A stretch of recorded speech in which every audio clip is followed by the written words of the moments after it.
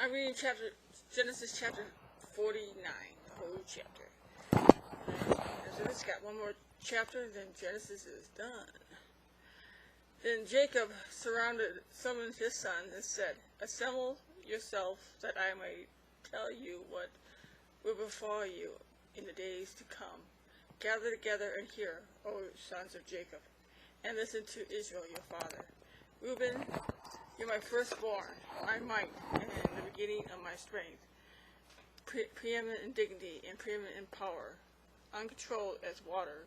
You shall not have permanence, because you went up to your father's bed, and you defiled it. You went up to my couch. Simeon and Levi are brothers. Their sword are implements of violence. Let my soul not enter into their council. Let not my glory be united with their assembly, because in their anger they slew men, and in their self-willed they lame oxen. Cursed be their anger, for it is fierce, and their wrath, for it is cruel. I will dismiss them in Jacob, and scatter them in Israel. Judah, your brothers shall praise you. Your hand shall be on the neck of your enemies, and your father's sons shall bow down to you. Judah is a lion. Well, from the prairie, my son, you have come up. He crouches, he lies down as a lion, and as a lion, who dares rouse him up? His scepter shall not depart from Judah, for the ruler staff from beneath his feet, until Shiloh comes, and to him shall be the obedience of people. His ties his foal to the vine, and his donkey coat to the choice vine. He washes his garment in wine, and his robes in the blood of grapes. His eyes are dull from wine, and his teeth are white from milk.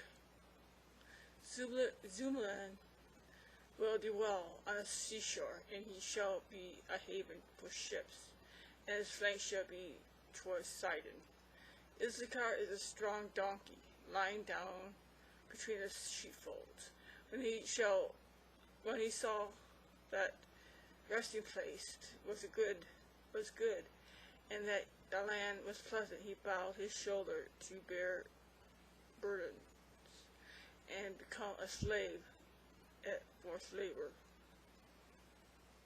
And Dan shall judge his people as one of the tribes of Israel. And Dan shall be a serpent in the way, a horned snake in the path, that bites horses' heels, so that his riders fall backwards. For your salvation await, O Lord. As for Gad, the raiders shall raid him, and he will raid at their heels. As for Asher, his food shall be rich, and he will yield royal dainties. And Nephilim is a doe let loose. He gives beautiful words. And Joseph is a fruitful broth by the spring. Its branches run over a wall.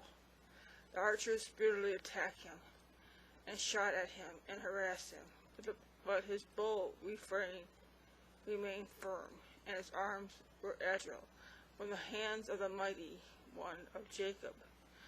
From there is the shepherd, the stone of Israel. From the God of your father who helped you, and by the mighty who blessed you, with blessings of heaven above, blessings of the deep that lies beneath, blessings of the breast of the and womb. Blessings of your fathers have surpassed the blessings of your ancestors, up to that most bound of the everlasting hill. May they be the head of Joseph and the crown of the head of the one distinguished among his brothers. Benjamin is a ravenous wolf. In the morning he devours his prey, and evening he divides the spoils. All these are the 12 tribes of Israel. This is what the Father said to them when he blessed them. He blessed them, every one, with blessings appropriate to him. He charged them and said, I am about to be gathered to my people. Bury me with my fathers in the cave that is in the field of Ephraim, in the Hittite. In the cave in the field of Mishma, which is before Mamre, in the land of Canaan, which Abraham brought along with the field from Ephraim the Hittite for a burial site. There they buried Abraham and his wife Sarah.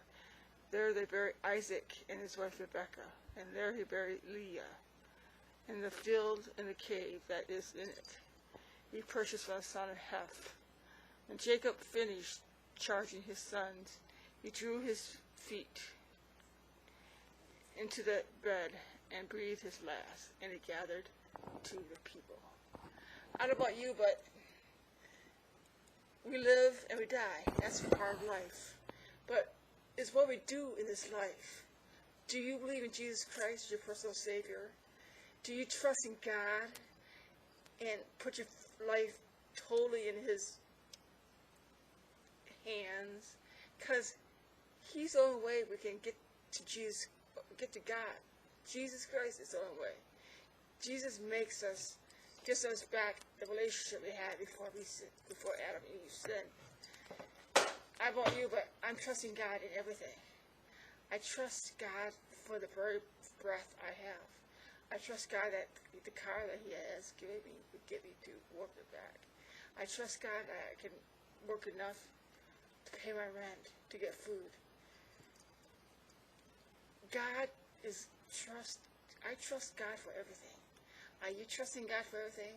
Are you putting your faith in God, not in chariots, not in a lottery, not in earthly things, but in God's mighty hand? And so, God gives us so much. Don't dream about lotteries and stuff. Dream about what God can do, what you can do to help other people. You know, when you're feeling down, don't look at yourself. Look at what you can help other people with. So, I don't know about you, but keep on praying for our government, our country.